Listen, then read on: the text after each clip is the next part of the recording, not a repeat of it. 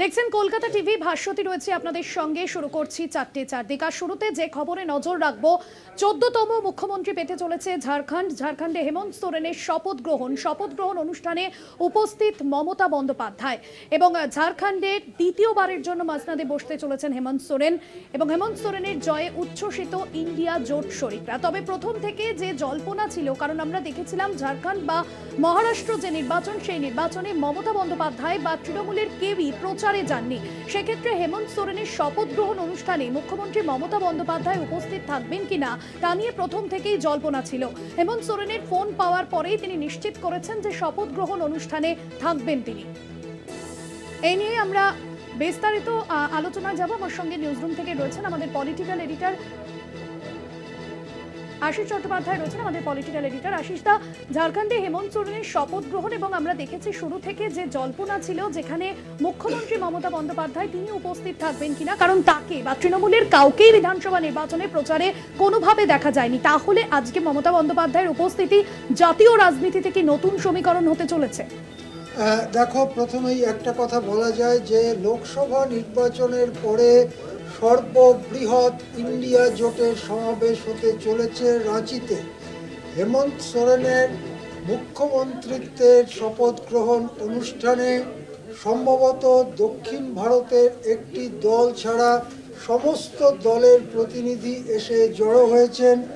এবং চলতি শীতকালীন অধিবেশন যখন সংসদের শীতকালীন অধিবেশন চলছে, সেই রকম সময়ে এত বড় একটি সমাবেশ নিশ্চয়ই শাসক দলের, শাসক জোটের অন্দরেও কোনো বার্তা পাঠাবে। আমরা জানি যে শপথ গ্রহণের সময়টি ঠিক করা নিয়ে কিছুটা বিভিন্ন নেতার সময় অ্যাডজাস্ট করার প্রশ্ন উঠেছিল। শেষ পর্যন্ত মমতা বন্দ্যোপাধ্যায় এবং হেমন্ত সোরেনের সময়ে অ্যাডজাস্ট করে যে দিনটি ঠিক হয়েছে তা হচ্ছে আজ 28শে নভেম্বর। এবং ওই দিনেই, ওই সময়েই উত্তরপ্রদেশ থেকে, বিহার থেকে শুরু করে গোটা ভারতের ইন্ডিয়া জোটের প্রতিনিধিরা, শীর্ষ নেতারা এক এক করে এসে জড়ো হয়েছেন হেমন্ত সোরেনের অনুষ্ঠানে। একাংশের মিডিয়াতে মহারাষ্ট্রের বিজয়কে যেভাবে একতরফাভাবে তুলে ধরা হচ্ছে, আর ঝাড়খণ্ডে যেন নির্বাচনই হয়নি, যেন ইন্ডিয়া জোট যেতেইনি, তার যেন ফলাফলই ঘোষণা হয়নি, এই ধরনের মনোভাব যে একাংশের মিডিয়াতে দেখা গিয়েছে, তার মুখের ওপরে সপাট জবাব রাঁচির আজকের বৃহত্তম ইন্ডিয়া সমাবেশ, যেটা লোকসভা ভোটের আগে যা হয়েছিল তারপরে এই প্রথম হচ্ছে। সুতরাং যারা ইন্ডিয়া জোটের মধ্যে ফাটল খুঁজে বেড়াচ্ছিলেন, যারা ইন্ডিয়া জোটের মধ্যে নানা রকম খেলা হবার সংকেত দিচ্ছিলেন, তাদের জন্য আজকের সমাবেশ নিশ্চয়ই একটা সতর্ক বার্তা। পাশাপাশি এটাও বলা যায় যে ঝাড়খণ্ড রাজ্য খুব নতুন পুরনো রাজ্য নয়। ঝাড়খণ্ড রাজ্য গঠিত হওয়ার পরে এই প্রথম হেমন্ত সোরেন একবার মুখ্যমন্ত্রী থাকার পরে পূর্ণ বহুমত পেয়ে আবার মুখ্যমন্ত্রী হচ্ছেন।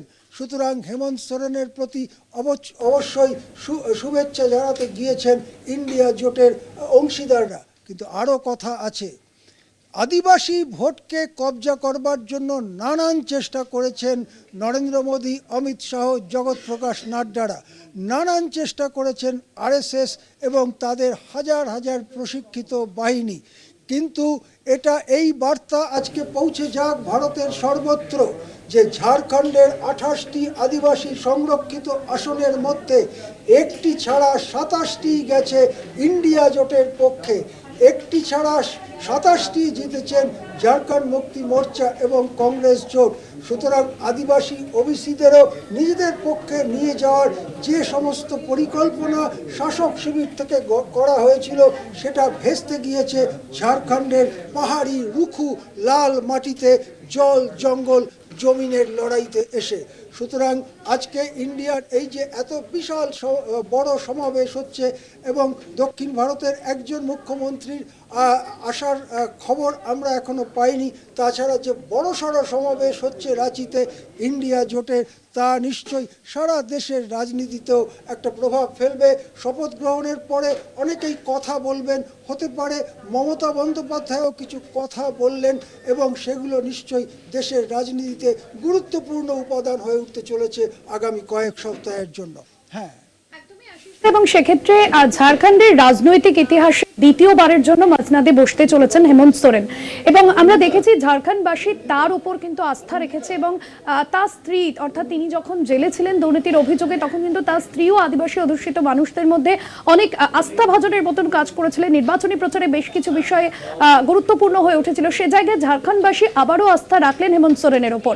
আশিস দা, ঝাড়খণ্ডবাসীকে ঘাবড়াবার সব রকম চেষ্টা করা হয়েছে। একদমই আশিস সঙ্গে থাকো তুমি, এই মুহূর্তে সরাসরি নজর রাখবো হেমন্ত সোরেনের শপথ গ্রহণ অনুষ্ঠানে।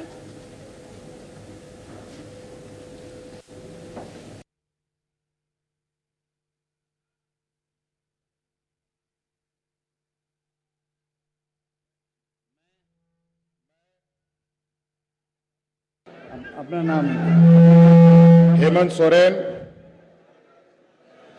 सत्य निष्ठा से प्रतिज्ञान करता हूं कि सत्य निष्ठा से प्रतिज्ञा करता हूं द्वारा स्थापित के संविधान के प्रति मैं विधि द्वारा स्थापित भारत के संविधान के प्रति सच्ची श्रद्धा और निष्ठा रखूंगा। मैं भारत की प्रभुता एवं अखंडता अक्षुण्ण रखूंगा। मैं झारखंड राज्य के मुख्यमंत्री के रूप में अपने कर्तव्यों का श्रद्धापूर्वक और शुद्धि अंतःकरण से निर्वहन करूंगा तथा मैं भय या पक्षपात, अनुराग या द्वेष के बिना सभी प्रकार के लोगों के प्रति संविधान और विधि के अनुसार न्याय करूंगा।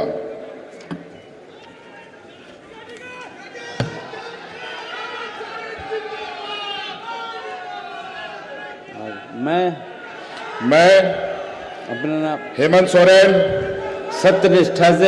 सत्यनिष्ठा से प्रतिज्ञान करता हूं कि जो विषय झारखंड के राज्य के मुख्यमंत्री के रूप में मेरे विचार के लिए लाया जाएगा अथवा मुझे ज्ञात होगा, उसे किसी प्रकार व्यक्ति या व्यक्तियों को तब के सिवाय जबकि ऐसे मुख्यमंत्री के रूप में अपने कर्तव्यों के समय निर्वहन